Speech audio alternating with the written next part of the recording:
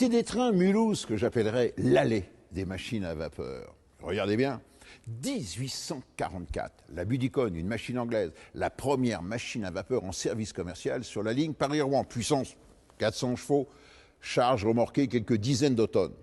De l'autre côté de l'allée, un siècle plus tard, regardez, l'apothéose de la vapeur avec cette Pacific Chaplon 231, couleur chocolat. C'est celle du Nord, c'est la couleur emblématique du réseau Nord. Je résume, là, 400 chevaux, là, près de 4000 chevaux. Autrement dit, on a multiplié par 10 la puissance et on a multiplié par 100 le tonnage des charges remorquées.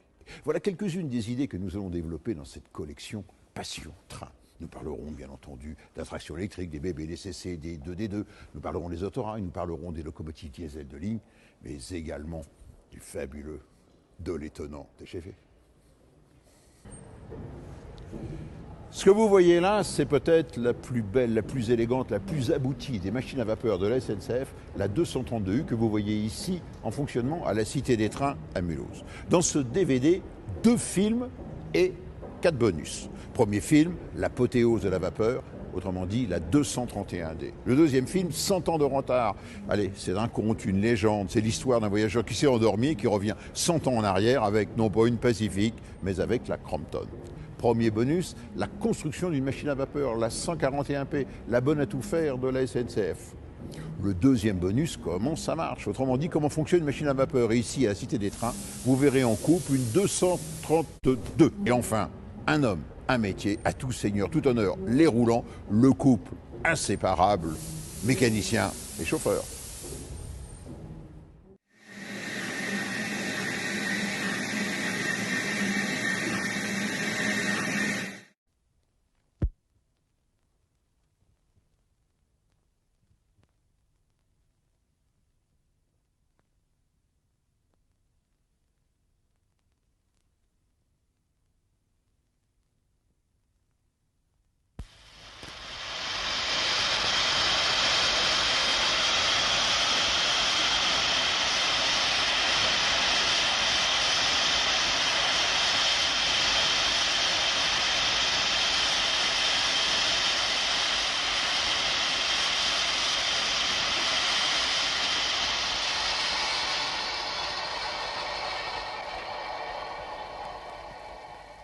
Immobile, la machine de l'express perdait par une soupape un grand jet de vapeur qui montait dans tout ce noir, où elle s'effilochait en petites fumées, semant de larmes blanches le deuil sans borne tendu au ciel.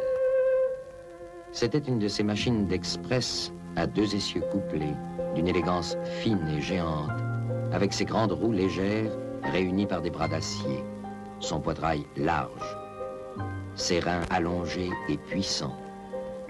Toute cette logique et toute cette certitude qui font la beauté souveraine des êtres de métal. La précision dans la force.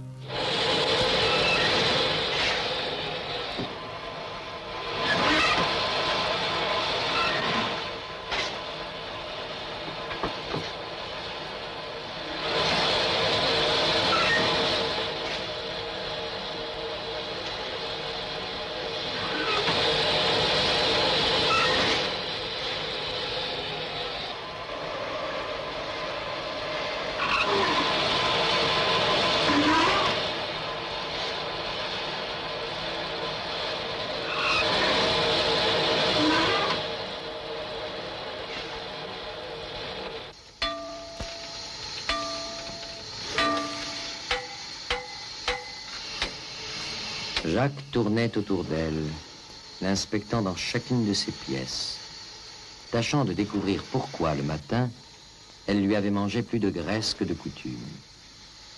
Et il ne trouvait rien.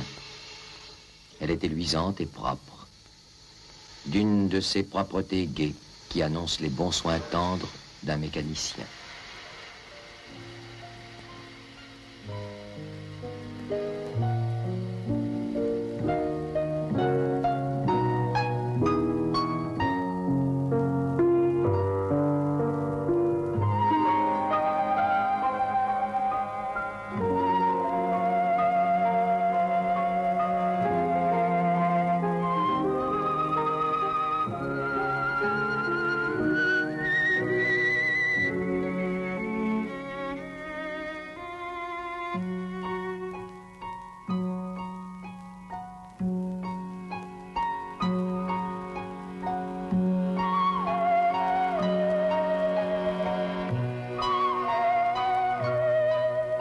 dehors du numéro qui la désignait, elle portait le nom d'une gare, celui de Lison, une station du Cotentin. Mais Jacques, par tendresse, en avait fait un nom de femme. La Lison, comme il disait avec une douceur caressante.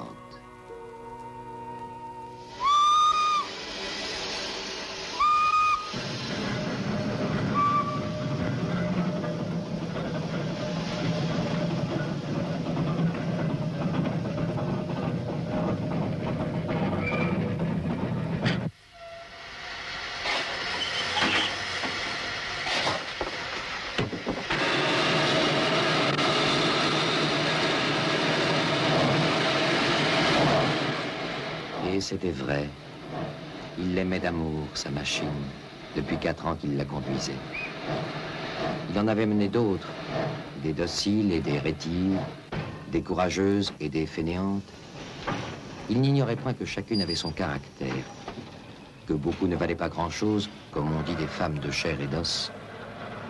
De sorte que s'il l'aimait, celle-là, c'était en vérité qu'elle avait des qualités rares de brave femme. Elle était douce, obéissante, facile au démarrage, une marche régulière et continue grâce à sa bonne vaporisation. On prétendait bien que si elle démarrait avec tant d'aisance, cela provenait de l'excellent bandage des roues et surtout du réglage parfait des tiroirs. De même que si elle vaporisait beaucoup avec peu de combustible, on mettait cela sur le compte de la qualité du cuivre des tubes et de la disposition heureuse de la chaudière. Mais lui savait qu'il y avait autre chose. Car d'autres machines, identiquement construites, montées avec le même soin, ne montraient aucune de ces qualités. Il y avait l'art, le mystère de la fabrication. Ce quelque chose que le hasard du martelage ajoute au métal, que le tour de main de l'ouvrier monteur donne aux pièces. La personnalité de la machine, la vie.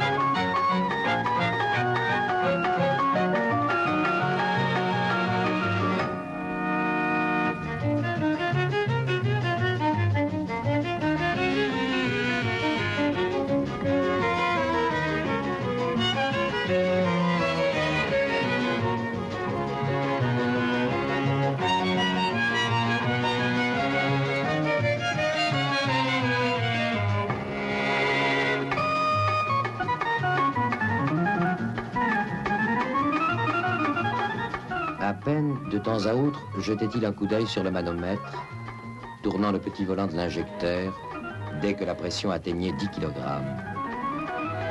Et c'était sur la voie toujours, en avant, que revenait son regard, tout à la surveillance des moindres particularités, dans une attention telle qu'il ne voyait rien d'autre, qu'il ne sentait même pas le vent souffler en tempête.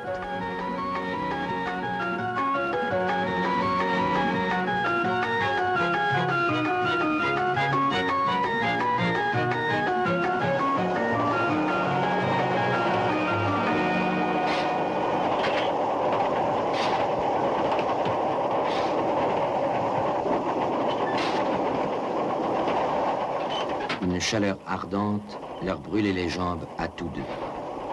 Puis la porte refermée, de nouveau le courant d'air glacé souffla. D'habitude, les deux hommes s'entendaient très bien dans ce long compagnonnage qui les promenait d'un bout à l'autre de la ligne, secoués côte à côte, silencieux, unis par la même besogne et les mêmes dangers.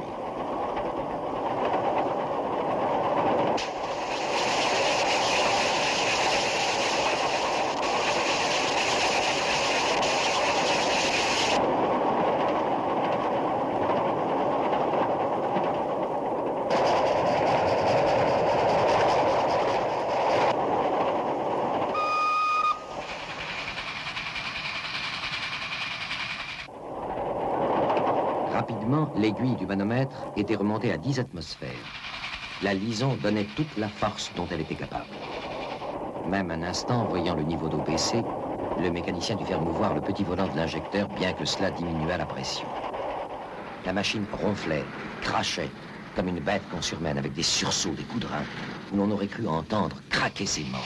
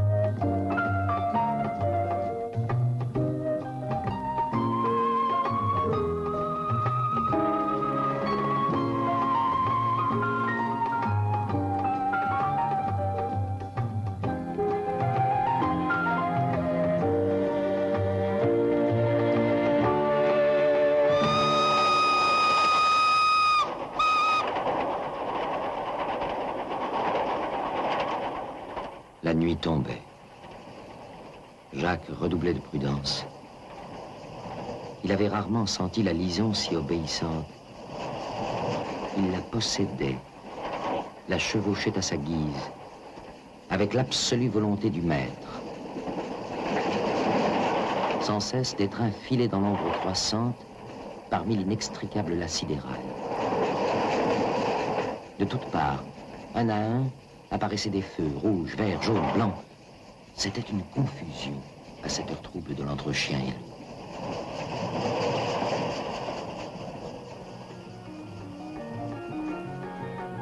Par la vitre de l'abri, brouillée d'eau, il ne distinguait rien.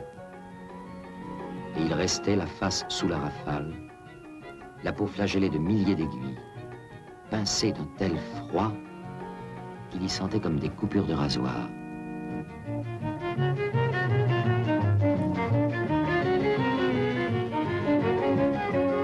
Et il semblait que tout allait se briser. Et tout passait, se frôlait, se dégageait.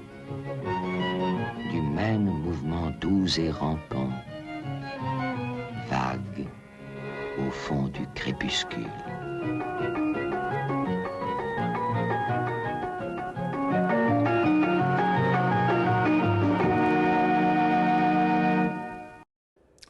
Quittons les Pacifiques pour revenir 100 ans en arrière. Et oui, c'est l'histoire d'un voyageur qui s'endort dans la salle d'attente d'une gare en attendant son train de banlieue. Et que voit-il arriver dans la gare? Non pas la Pacifique, mais la Crompton.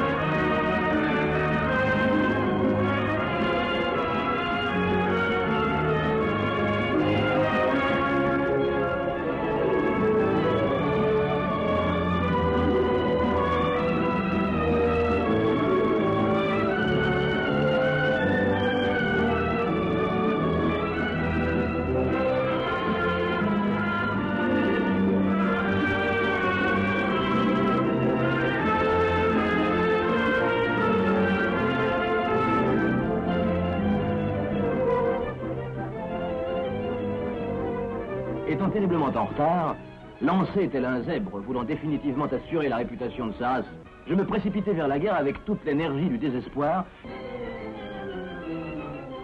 Et naturellement, ce qui devait arriver, arriva.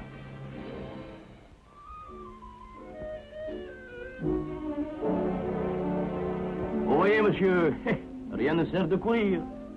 Ces paroles ironiques prononcées par l'aimable chef de gare, accouru à la vue du désastre, n'étaient point faites pour apaiser mes esprits. J'avais plutôt envie de mordre. 100 ans, monsieur, lui dis-je. Je viens d'attendre un train pendant 100 ans. Ah oui, rien ne sert de courir. Après avoir rassemblé mes vêtements dans ma valise et mes pensées exaspérées dans mon cerveau, je m'expliquais ainsi. Ne croyez pas que je sois fou. Oui, je sais, faire 100 ans de poireaux pour attendre un train, ça peut paraître bizarre, hein? Me faire ça à moi, dont la passion est précisément le chemin de fer. Oui, mais un chemin de fer en vase clos et en pantoufle, si je puis dire. Des modèles réduits qui forcent l'admiration des foules par l'exactitude de leur reproduction miniature. Et puis aussi les jouets, qui font la joie des parents terribles et la tranquillité des enfants sages. Ah, au moins ceux-là, on les fait partir quand on veut. Comme son service venait de prendre fin, il m'invita à le suivre, vraiment intrigué, me dit-il, par mon histoire de 100 ans.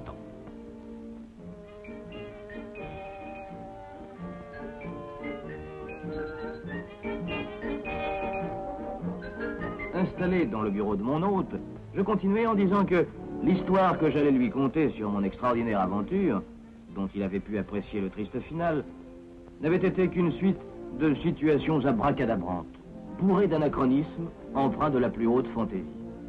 Du vrai cinéma, mais du cinéma autant du muet. Un rêve, quoi. Voilà. Ayant bouclé ma valise, j'étais en avance.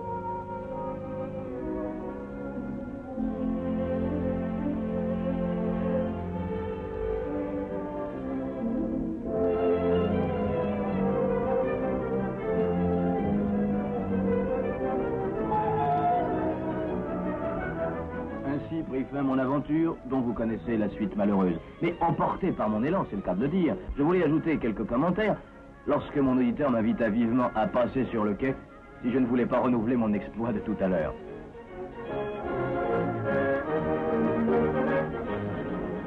Et c'est joyeux que je dise adieu à mon hôte, heureux maintenant et sans rancune pour le contretemps qui m'avait permis de parler une fois de plus locomotives, trains et chemins de fer.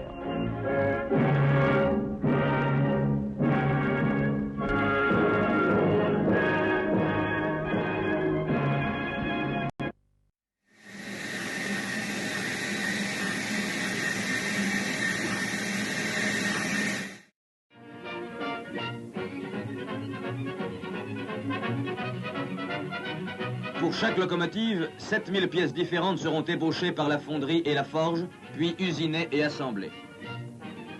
Malgré la complexité de cette tâche, chaque atelier de la grande usine donne cette impression de méthode et d'ordre des grandes installations modernes. Chacune des pièces nécessaires progresse d'un poste de travail à l'autre, suivant l'ordre prévu par les différents plannings de fabrication. Véritable synthèse des techniques de la construction mécanique, l'usine fait appel à l'énergie fournie sous toutes les formes par ses stations centrales. Dans l'atelier des châssis, des tôles d'acier de 35 mm d'épaisseur et de 14 mètres de long ont été découpées, puis usinées.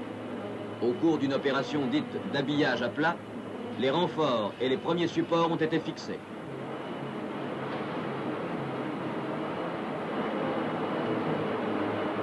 Deux des grandes tôles formeront les longerons du châssis. On les pose sur l'une des formes de montage qui les maintient en position. Ainsi s'ajoute une nouvelle unité à la série des châssis déjà en cours.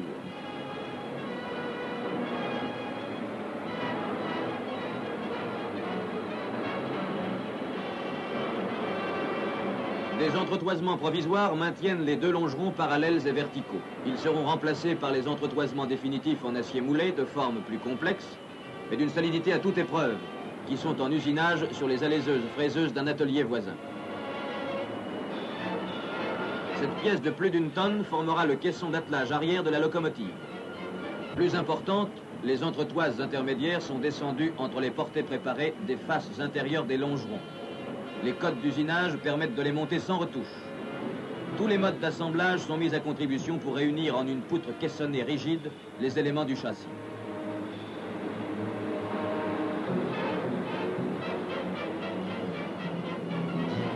À ce stade de fabrication, l'ensemble de la chaudière pèse près de 26 tonnes et mesure plus de 12 mètres de longueur. Telle une acrobate de haute voltige accrochée par les dents au trapèze volant, l'énorme masse suspendue par le gueulard, porte du foyer, est redressée jusqu'à la verticale par un pont roulant transversal.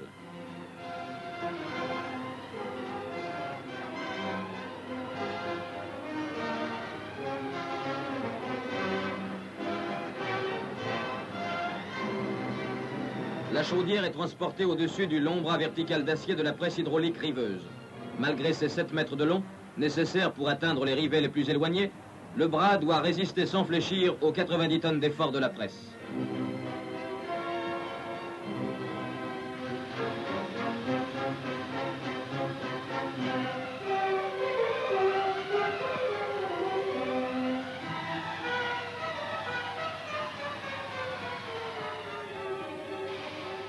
La mise en place du faisceau tubulaire est la dernière des grandes phases de construction des chaudières. Les parois du foyer ne suffiraient pas au passage des 14 millions de calories libérées pendant une heure. 155 tubes traversant la masse d'eau ajoutent 186 mètres carrés de chauffe aux 16 mètres carrés du foyer, permettant d'utiliser jusqu'à 80% des calories. Un premier collecteur réparti sur 30 éléments surchauffeurs placés dans les gros tubes, la vapeur saturée à 210 degrés que libère le régulateur. Un second collecteur recueille la vapeur surchauffée à 400 degrés qu'il envoie au cylindre moteur. Dans les plaques tubulaires, les tubes sont maintenus par mandrinage.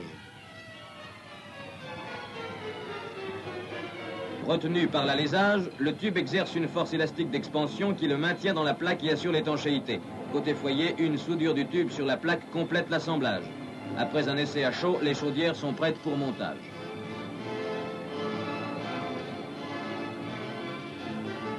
Dans l'atelier des châssis, les dernières opérations de montage ont été terminées en temps voulu. Tôles de tablier, réservoirs de frein, pièces d'attelage et tampons ont complété le châssis. Par manœuvre simultanée, 2 ponts roulants dirigent le châssis vers la porte de l'atelier.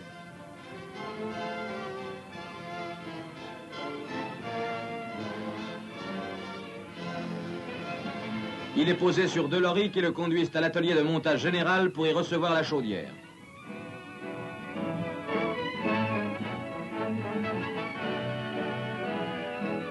Presque simultanément, la chaudière, elle aussi sur 2 lorries, fait son entrée dans le hall.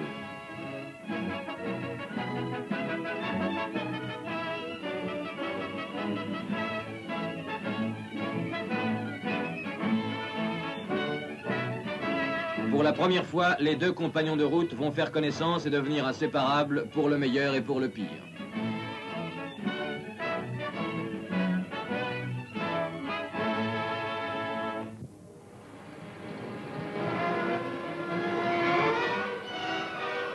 De cette union des 2 plus importants ensembles, une nouvelle locomotive de la série est née.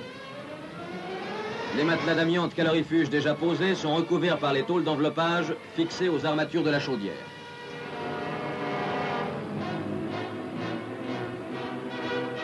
Sur le corps de cette élégante du monde de la mécanique, des crinolines maintiendront une parure de tôlerie.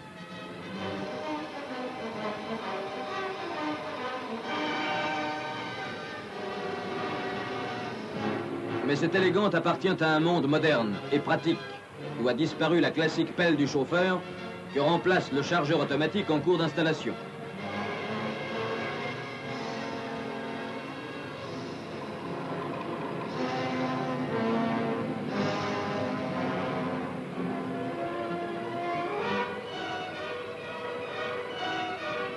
Dans la boîte à fumée, les 2 extrémités des éléments surchauffeurs sont reliées aux 2 collecteurs.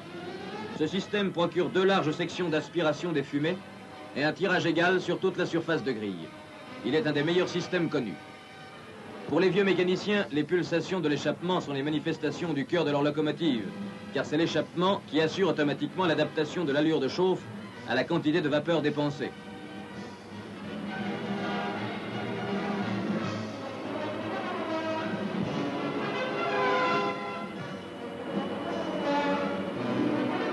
À l'autre extrémité de la locomotive, une équipe d'ouvriers procède au montage des appareils de conduite et de contrôle disposés sur la plaque arrière de chaudière. L'abri destiné à la protection de l'équipage vient compléter une silhouette bien classique de locomotive. Pour la mise en place du train de roulement, il est plus avantageux de monter séparément le bicelle arrière et le bogie bicelle avant dont fait partie le premier essieu couplé. 3 essieux seulement ont donc été calés parallèlement entre eux à leur entraxe de montage. La souplesse et la précision de manœuvre des 2 treuils Léonard du pont roulant permettent de descendre sans incident la locomotive sur les essieux.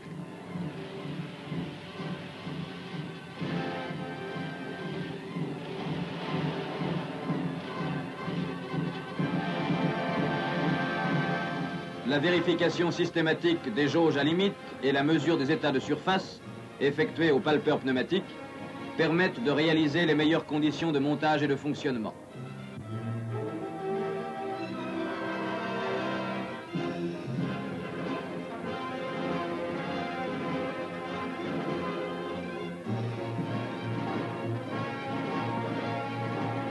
La mise en place des bielles motrices et d'accouplement et celle des embielages de distribution sont aisément réalisées.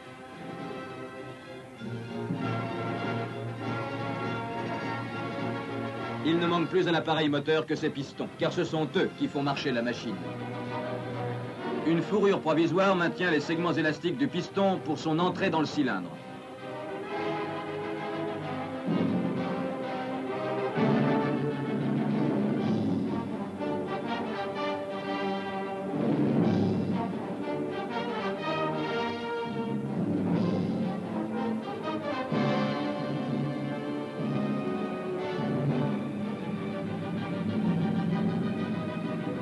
La 141P est équipée de tiroirs Vilotto, dont les bords d'attaque sont réglés en vissant plus ou moins la tige de tiroir dans le coulisseau.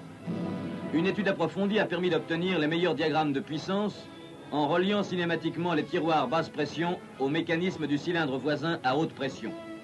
Une seule distribution Walschertz, installée à l'extérieur des embielages moteurs, peut ainsi commander simultanément les tiroirs des 2 étapes de pression.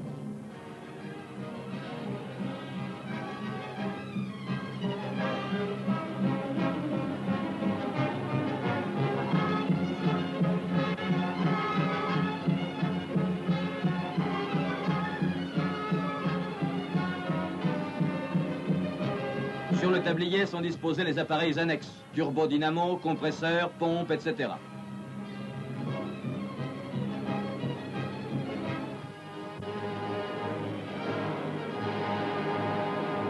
Le bogie Bissell est prêt pour le montage. Suspendu à chaque extrémité au crochet d'un pont roulant, notre locomotive, qui déjà approche des 100 tonnes, va docilement se poser sur la crapaudine centrale du bogie.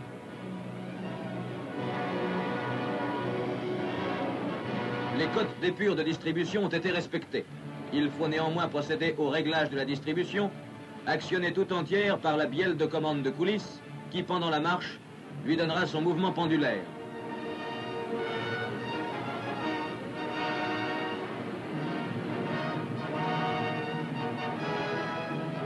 Des galets vireurs, actionnés par l'air comprimé, permettent l'orientation des roues aux positions exactes requises par le réglage. On peut ainsi réaliser commodément les phases essentielles des mouvements de distribution. Position des arêtes et découvrement des tiroirs en fonction des points morts du piston. Grand zéro du changement de marche et point mort de coulisses sont reportés sur la réglette fixée au châssis.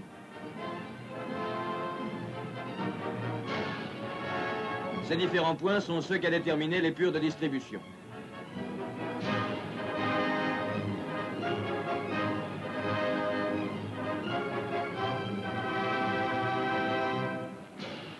Le montage de la distribution et son réglage termine la gamme des travaux effectués dans le rôle principal de montage. Par-dessus les différentes travées, un pont roulant de 150 tonnes transporte la locomotive jusqu'à la voie de sortie de l'atelier.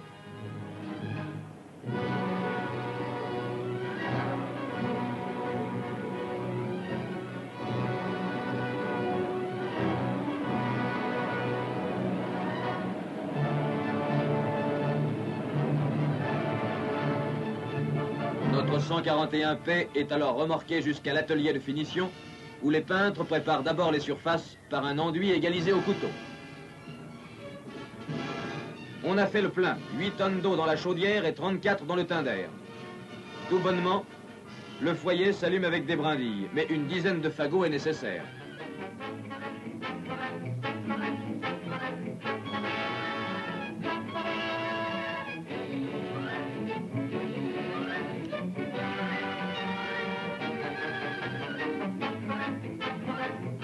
Lorsque la pression est suffisante, le moteur à vapeur placé dans le tinder actionne le chargeur mécanique. Le charbon puisé dans la trémie du tinder est amené au foyer par l'ensemble articulé d'une vis d'Archimède tournant dans un conduit. Bientôt, la pression atteint les 20 hectopièces prévues au timbre. Pour la première fois sur cette locomotive, le mécanicien ouvre le régulateur et encore un peu timide, la 141P fait ses premiers tours de roue. Au-dessus de nous, c'est un défilé de tous les mécanismes que nous avons vus naître. Cylindres, essieux coudés, essieux droits, cendriers.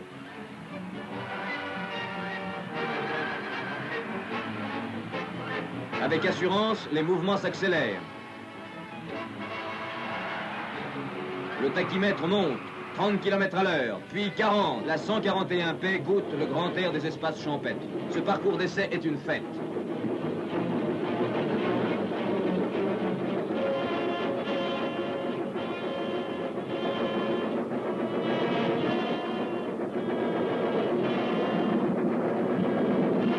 Il convient de réfréner l'ardeur d'une jeune puissance. Le représentant des services de contrôle de la SNCF est à bord et surveille de près les indications des appareils de contrôle. Dépression de boîte à fumée, température de surchauffe, pressions au tiroir, pression de graissage, etc.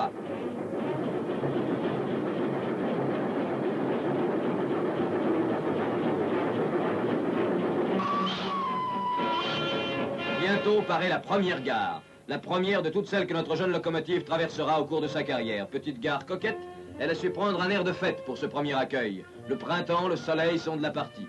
Docile, la machine a ralenti et stoppé. Le signal du départ est donné. Détendant doucement ses muscles d'acier, elle s'apprête avec un calme tranquille à répondre à l'appel du rail.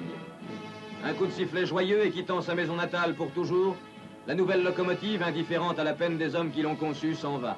Avec aisance à la fois puissante et rapide, capable d'assurer la traction des trains de marchandises accélérés comme celle des express les plus lourds, elle a trouvé son élément. Moyen indispensable de l'outillage et de la prospérité économique du pays, elle témoigne aussi de la vitalité de notre industrie mécanique et de l'amour du travail bien fait des travailleurs de France. Ainsi se termine la belle histoire, la naissance d'une locomotive.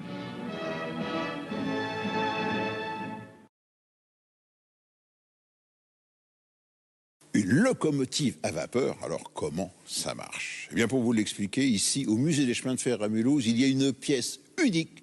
C'est une véritable locomotive à vapeur, une Pacific 231, qui a été coupée. Donc, le point de départ de la locomotive à vapeur, c'est de fabriquer de la vapeur. Pour fabriquer de la vapeur, il faut chauffer de l'eau. Et il faut chauffer beaucoup d'eau. Et pour cela, il y a point de départ. Vous voyez, ici, il y a d'abord, ça, c'est le foyer. Le foyer, il y a un lit, pas très épais, de charbon. Les flammes et les fumées contournent ici cette voûte en brique, de façon à allonger le trajet et à chauffer le ciel de foyer. Et vous remarquerez que ce foyer est en cuivre. Et pour éviter que sous la pression de la vapeur, le foyer ne se déforme, vous voyez, il est relié par des entretoises. Donc, les gaz de combustion vont chauffer l'eau en passant à travers des tubes. C'est ce qu'on appelle la chaudière tubulaire. Vous les voyez, ces tubes? Et ces tubes, regardez bien, à l'intérieur, ils ont des ailettes, de façon à augmenter la surface de chauffe. La vapeur produite est stockée en haut, la partie la plus haute, pour éviter d'entraîner de l'eau. Température 160 degrés, pression 20 bars, 20 fois la pression atmosphérique. Lorsqu'on a besoin de la vapeur pour faire tourner les roues, on ouvre un robinet, ça s'appelle un régulateur. Et la vapeur, avant d'arriver au cylindre, va d'abord passer, regardez, dans des gros tubes, ici à l'intérieur, qu'on appelle les tubes surchauffeurs. On la chauffe encore plus, on passe à 320 degrés. Et la vapeur sèche va à ce moment-là descendre dans les cylindres à travers ces conduits, et elle arrive ici. Là, on va la faire travailler. C'est ce qu'on appelle les tiroirs. Le tiroir va permettre de distribuer la vapeur, soit sur la face avant du piston, soit sur la face arrière. Le piston fait donc un mouvement de va-et-vient. Et à l'aide de la tête de bielle et de la bielle motrice, eh bien, on fait tourner les roues. Cela peut aujourd'hui vous faire sourire, mais n'oubliez pas que les machines à vapeur furent de magnifiques pièces d'horlogerie et surtout, elles ont permis le développement du chemin de fer pendant 150 ans.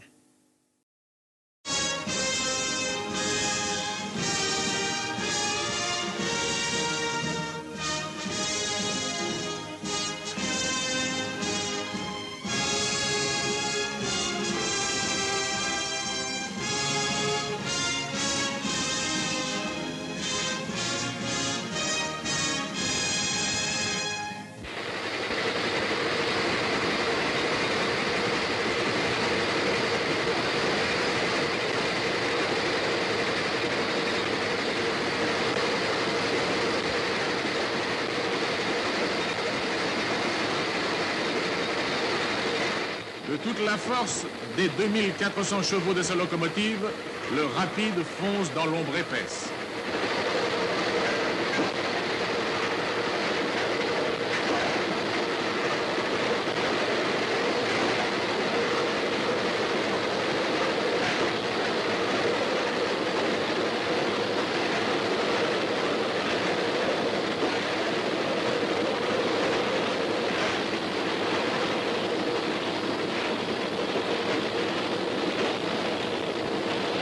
Que la nuit soit sereine ou désolée d'un vent de neige, qu'elle offre une visibilité parfaite ou qu'il faille difficilement repérer le signal au bout de la voie, mécaniciens et chauffeurs sont à leur poste.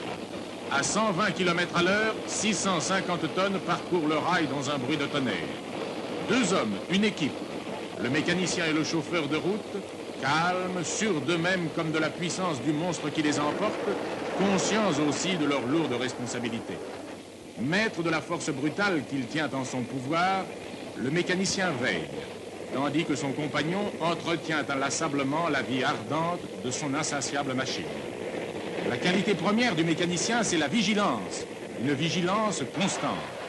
La nuit, il doit forcer et doubler son attention, malgré une connaissance de son parcours telle qu'il semble y voir comme en plein jour.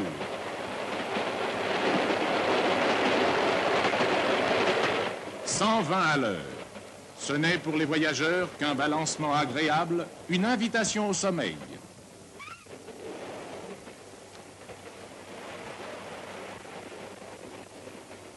Ils peuvent dormir tranquilles. On veille sur leur sécurité.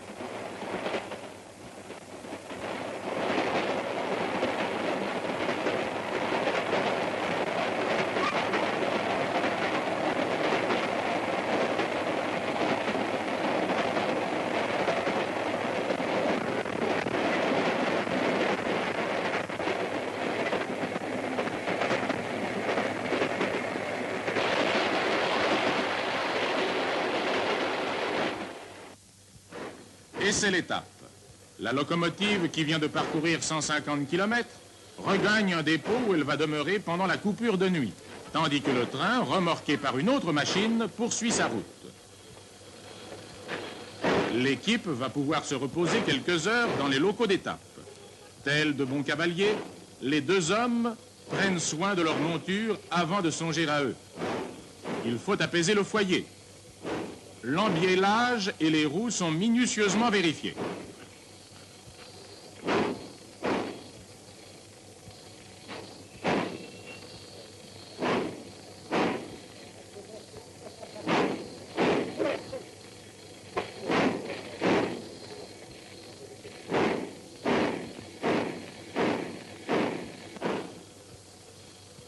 Le bureau de la feuille va confirmer le train qu'il s'agira de faire, comme ils disent, à la reprise du service.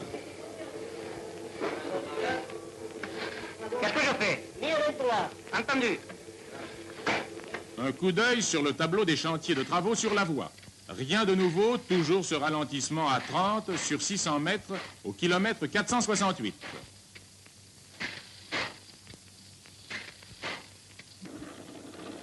Enfin libre.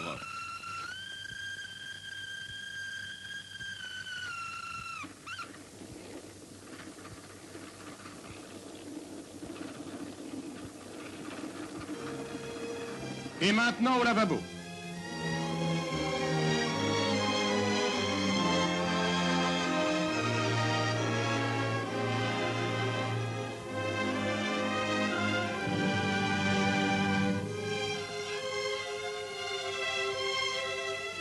L'équipe a bien mérité d'aller se réconforter au réfectoire. Tandis que le mécanicien met à jour ses écritures administratives, le chauffeur prépare un bref repas de nuit. Chacun mangera, soyez-en sûrs, de bon appétit.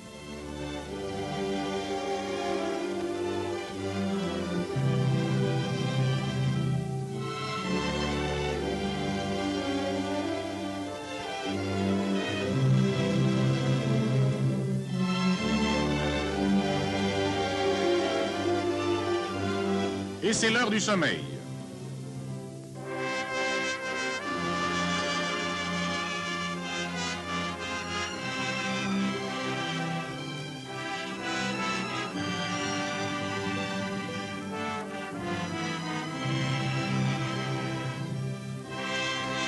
Trois heures après, réveil.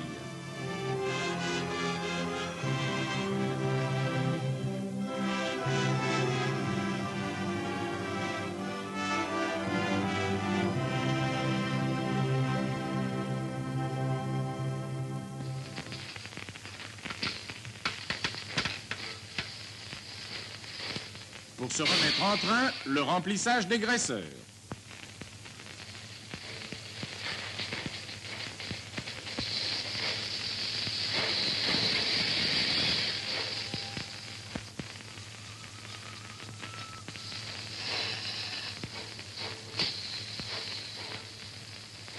Après le plein de charbon, 23 000 litres d'eau sont déversés dans les flancs du tender.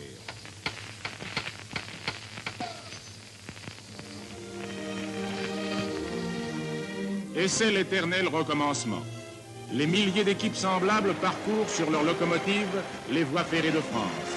Simples machines de manœuvre, lourdes machines de trains de marchandises, puissantes pacifiques de trains de voyageurs, sur chacune d'elles, de jour comme de nuit, le mécanicien et le chauffeur veillent par tous les temps et trop souvent à travers tous les dangers.